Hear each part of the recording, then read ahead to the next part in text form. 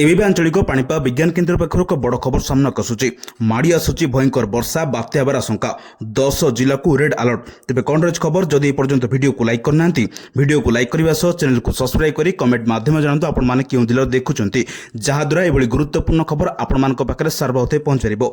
चलतु लेट न करी खबर उपर नजर पकेबा।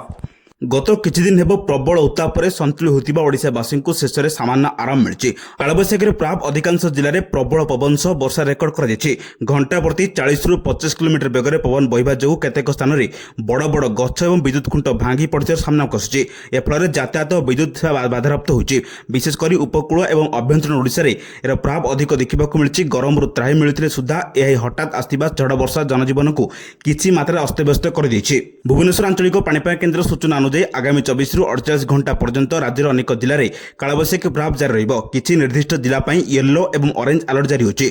बिजुली एवं घड़घड़ी मारिबा समय लोकों को बाहर को न बाहरिबा पई परामर्श रहिछि। विशेषकर चाषी भाई मानकु सेमानक अमल फसल सुरक्षित स्थान में रखिबाक कुहा जायछि कारण ए वर्षा एवं पवन जोगु पनीपरिबा एवं धान फसल नष्ट होबार आशंका रहिछि।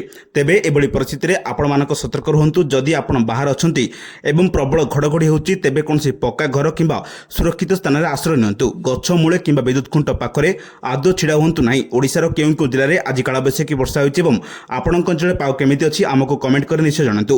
वीडियोटी भल लागिथिले लाइक एवं शेयर करंतु। आगको एमिति पाणीपागर ताजा अपडेट पाइबा पई आम चैनल को सब्सक्राइब करंतु। ब्यूरो रिपोर्ट सावधान ओडिशा।